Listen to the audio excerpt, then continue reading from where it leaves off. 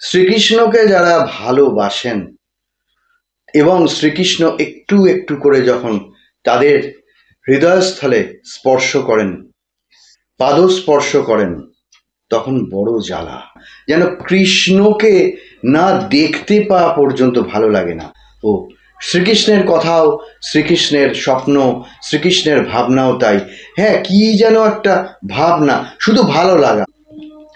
আমরা শ্রীকৃষ্ণকে দেখতে চাই, তা এইটার দেখবেন, দেখতে চাইলে তার হৃদয় কিন্তু স্পন্দিত হয়। এবারে তিনি আমাদের সামনে এসে দাঁড়ান। সামনে এসে দাঁড়ান, কি রূপে দাঁড়ান আমরা তো সেটা জানি না।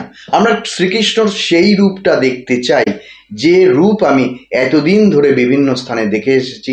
আমি মন্দিরে দেখেছি, আমি দেওয়ালে ঝোলানো ছবিতে দেখেছি, আমি বিভিন্নভাবে দেখেছি। কিন্তু এমন কিছু কুরুচিশীল যেটা আপনার ভালো লাগছে না, চোখকে ফিরিয়ে নিন। নয়তো চোখকে বলবেন, হে কৃষ্ণ, তুমি আমার চোখকে নিয়ন্ত্রণ করো, আমি যা দেখছি এটা আসলে আমি দেখছি না, এটা তুমিই দেখছো।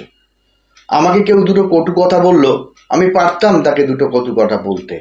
সে হয়তো আজকে ভাবলো যে, আর 10টা লোক ছিল তারা ভাবলো ওর অন্যায় আছে বলেই তো কটু কথাটা হজম করলো।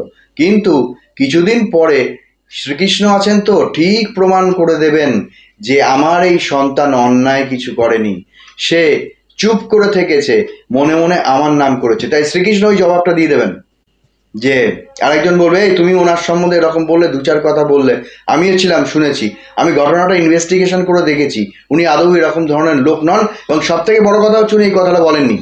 তাহলে কেন বললে? হে ঠাকুর, হে কৃষ্ণ, হে রাধারানী, ভোগ রান্না করার সময় আমি তো সমানে তোমার নাম করছিলাম, আর আমি তোমাকে যেন দেখতে পাচ্ছিলাম।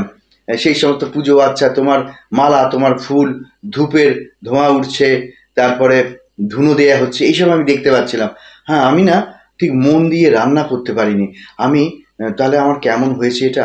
আমি কি অন্যায় করলাম? না, শ্রীকৃষ্ণ কৃপা করেছেন। আমি সেই ভোগ রান্না করার পরে যখন প্রসাদ হয়ে আসবে, আহ, শ্রীকৃষ্ণর কি কৃপা, কি অপূর্ব স্বাদ, অপূর্ব। শ্রীকৃষ্ণ আমাদের সামনে এলে আমরা চিনতে পারবো তো? হঠাৎ দেখলেন সকালবেলা এ গান গেয়ে কোনো বাউল এলেন, প্রতিবেশী একজন এসছেন, তার হাতে হাতে ধরা তার ছোট্ট নাতনি, তা আপনি হয়তো কোলে নিলেন, একটু আদর করলেন। শ্রীকৃষ্ণ, শ্রীকৃষ্ণ ওই মুহূর্তেই তিনি ওই রূপে আপনার সামনে এলেন। ওই ছোট্ট মানুষটার মধ্যে শ্রীকৃষ্ণ আপনাকে দেখা দিলেন।